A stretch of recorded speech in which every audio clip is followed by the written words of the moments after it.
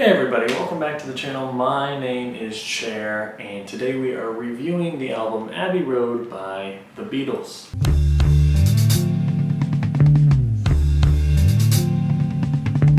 Now before we get into it, I just want to take a quick moment to say, if you haven't already, please like, comment, subscribe. Specifically subscribe to the channel. We just hit 50 subscribers. Super cool, super huge, and the channel could not be happier for it. Me and all the other creators are just surprised we even got to 50. We're extremely happy about it, and thankful for you guys all who are enjoying the stuff that we put out there.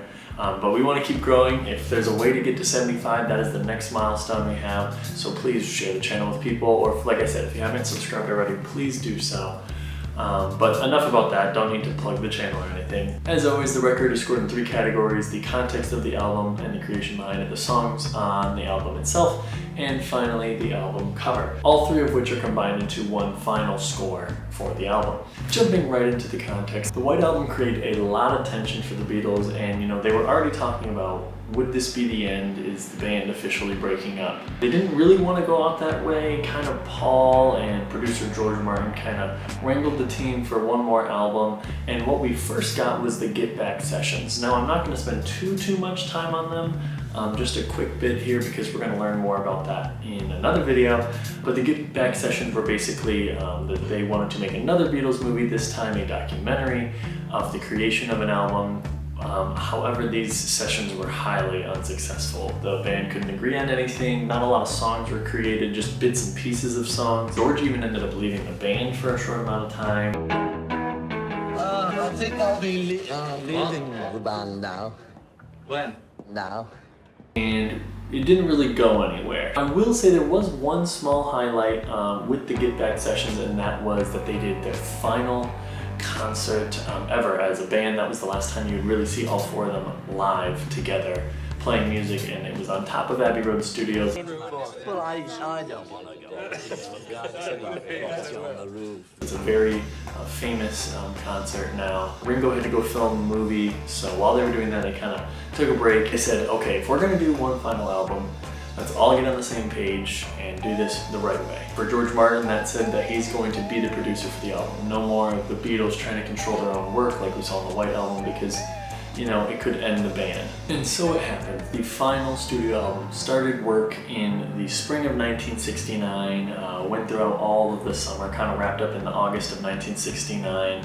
And while the most part, we've heard good things that the band was, working together, getting this album done, there was still, of course, tension with the band, mostly revolving around John Lennon. Now, as we talked about in the last episode, his attachment to Yoko Ono was very intense. He ended up building a bed for her in the studio at this time so she could be right there the whole time they were making music. And that, once again, created a lot of tension, especially between John and Paul. Another really unfortunate thing at this time, this was a really big time for John Lennon using heroin. So his personality wasn't the best to be around at that time. John would technically leave the band around this time when this album was released. It just wasn't publicly announced, but kind of in the minds of everyone, this was the finale, and he pretty much left when this album was done being recorded and mixed. But the album was released in September of 1969 and of course was an automatic commercial success. I mean, Abbey Road is not only known as one of the best Beatles albums, but one of the best-selling albums of all time.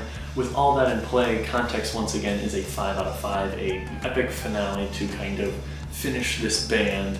I also see this just really as a climax for the whole band. All 4 members kind of grew individually, and we saw that in the last few episodes of them going their own ways, kind of becoming their own characters, and now it's kind of coming to its forefront, and now the band is wrapping up. Now on to the next category, the songs themselves. Starting off the side 1, we have the opener Come Together, which is known as one of the best Beatles songs, or one of the most classic hits. Of course, I think it ties for one of the best opening tracks for a Beatles album, similar to the White Album. It's an amazing start to a great album.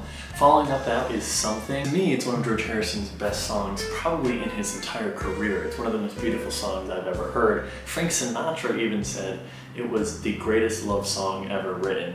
Maxwell Silver's Hammer is next, and while it's another kooky tune, surprisingly it is another tune that almost led to the band breaking up. Similar to Obla-Di Obla-Da, Paul just likes making these really weird songs that the rest of the band really does not enjoy. But it's on the album nonetheless. I think it's kind of fun and kooky. Oh Darling is next for Paul, another ditty, which I think is a little bit less kooky. And then we get to Ringo's song, Octopus's Garden.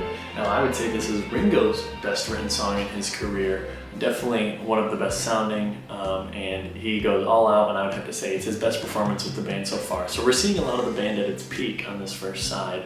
And then of course side 1 wraps up with I Want You, She's So Heavy, which is this long 7-minute kind of prog rock kind of song, which I really enjoy because you get all these tastes and flavors on the first side, and it gets this long drowning sound out as it climaxes to end the first side. Side 2 starts off with Here Comes the Sun, another George Harrison classic. He really was at his best songwriting ability right at this point in his career, and it definitely shows on Abbey Road here. Because is next, and it's basically Moonlight Sonata backwards, and then we reach the medley.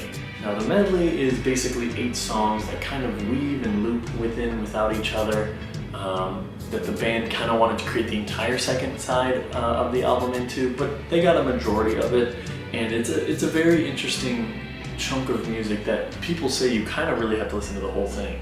It starts off with You Never Give Me Your Money, which then goes into a more Spanish style song with Sun King, and then we get some goofy tracks with Mean Mr. Mustard and Polythene Pam. We get a true story turned song by She Came Into the Bathroom Window, which related to something that happened to Paul just a little bit ago, and then he directly pivots styles with his rendition of Golden Slumbers, which is a beautiful lullaby.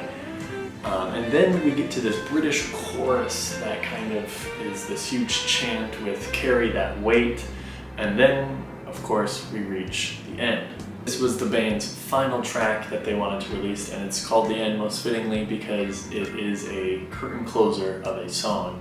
Wraps up the entire band's career with a couple solos and a farewell to all of its long-tenured fans. Now technically there is one more track at the end called Her Majesty. It's a 30-second track that they kind of left on accidentally in the tape, but it made it to the final cut, and it's this cute little Paul ditty that he just wrote on his guitar. Nothing too special. I do really enjoy the track, but for this instance we're not going to count it for the ratio part, but it is still a cute little highlight of the album. Overall, I liked 12 out of the 16 songs on this album. I think the first half is actually perfect. There is no skips on that first half for me. Like I said a little bit ago, the diversity of the tracks with love ballads and opening rock songs and these Beatles silliness weaved in between is absolutely beautiful. It kind of gives you the perfect painting of the Beatles at their best. I also really enjoy Billy Preston on this album. He was on Something and She's So Heavy, which I think are once again great tracks. On side 2, I really enjoyed the opener, Here Comes the Sun, but I will say not every medley song for me is super enjoyable. I don't see myself going back to like Polythene Pam or Mean Mr. Mustard, but I do enjoy She Came Into the Bathroom Window, You Never Give Me Your Money, and then kind of the last 3 tracks of like Golden Slumbers, Carry That Weight in the End are all really beautiful as well. So I do enjoy that. The final score for this category would be a 3.75 out of 5, which is still really good. There's just a few songs I don't really see myself listening to outside of when I put this album on. Finally, the last category is of course the album cover, and I mean, come on, what else can I say that hasn't been said already? Not only is this one of the most iconic Beatles album covers, it's one of the most iconic album covers in the history of music. It has been replicated so many times in popular culture and mass media. There truly is nothing like it. The 4 Beatles, all grown in their own independent ways, all look very different. Just walking across the street of Abbey Road Studios, but yet it looks so perfect. And it's just an iconic image when you think about music.